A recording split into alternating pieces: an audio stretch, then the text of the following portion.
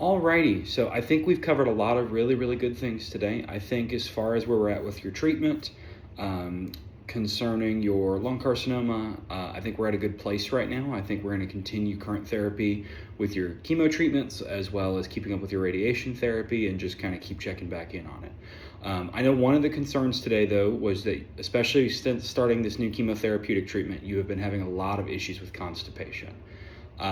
I think that is a pretty common concern that I've seen a lot of the time starting this medication. I figured at some point we were going to bring constipation up.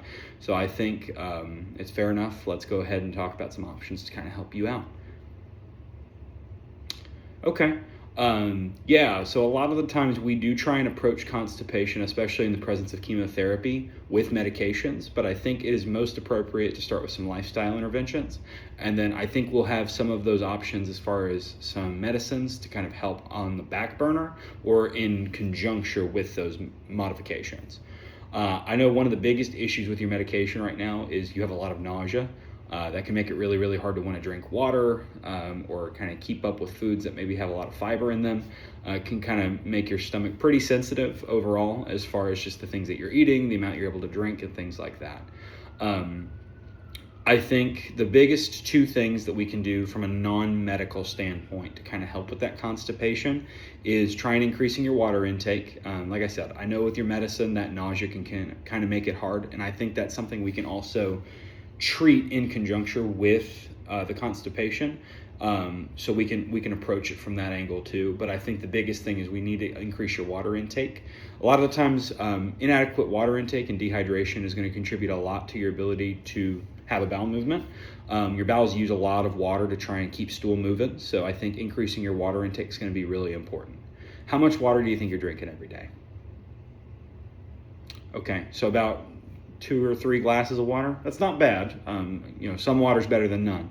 I think, reasonably speaking, given how much nausea you've been dealing with, if we can try and get that up to maybe 5 or 6 glasses a day, I think that would be a really good start. And we can kind of keep going from there. How's that sound? Great. Another big thing, and I'm sure you hear this a lot, is of course using like pre and probiotic fibers. Whether that comes in the form of a supplement or diet changes such as leafy green vegetables. Beans are especially a really good source for fiber, and I found that those kind of small diet changes, you don't know how much fiber is really in those things until you start just incorporating it in small amounts to your diet every day. So I think if maybe we could add some portions of fiber dense foods that don't occupy too much of your stomach and kind of upset your stomach, causing that nausea to get worse.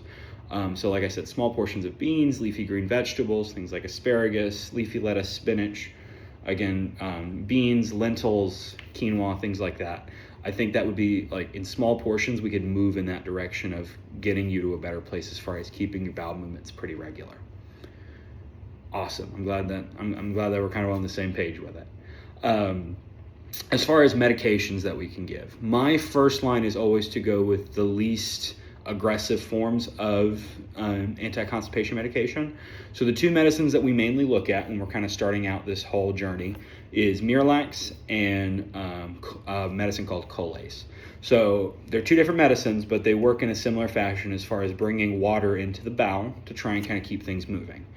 Now, a big thing with these medicines, if we're going to use them to help with constipation, which I think is appropriate, we do need to make sure that your water intake stays good. These medications will use water in the bowel and to try and keep things moving, so we got to make sure our water intake is staying high enough so we don't dehydrate you while we're using these medications. So I think those would both be appropriate. I think our last line would be certain stimulant laxatives like Senna. That's something that we kind of try and keep on the back burner because those can be pretty heavy. Other things that you might have heard of like Linzess, that's another one that's pretty similar as far as like stimulating the bowel, try and get things to move. But again, those can be pretty harsh on like the stomach as far as like you need to go to the bathroom more frequently. It can kind of change your stool patterns a little bit, cause some electrolyte imbalances because it's kind of forcing the bowels to use up the electrolytes to try and keep things moving. So I think those diet changes we discussed, in addition to something more along like Miralax or Colace, I think those would be a more appropriate start. And then if we're still kind of having that issue, even with those changes, I think a stimulant laxative like Linzess would be appropriate at that time. But I really want to keep checking in with you about this. I know this is super bothersome. So how do you feel about making those changes? Okay, good. All right, I'm super on board with that, so I'm more than happy to send it. A lot of times Colace and Miralax will come over the counter, but if it's something that you like to try and do through insurance, I can also just send a prescription for it. We can kind of give it a shot that way. Does that sound okay? Okay, good. Any other questions you got for me? Yes. So following up on this issue, I want to give all of these changes a chance to really work. So I'd say let's maybe check in about a month or a month or two, probably closer to a month, just because we're going to be keeping up with your new treatments anyway. And I think a month will be a kind of a good stopgap to see how you're doing with these diet changes, these lifestyle changes, and kind of seeing if we need to kind of upgrade from there. I think in the meantime, if you start noticing that the constipation is not getting better, or if it's even getting worse with these changes, go ahead and shoot me a text through my chart or give us a call, and we can kind of check back in about that. Is that okay? Wonderful. Well, I look forward to keeping up with you about everything. Just keep me in the loop on how things are going, and we'll kind of go from there, okay? All right, have a good one.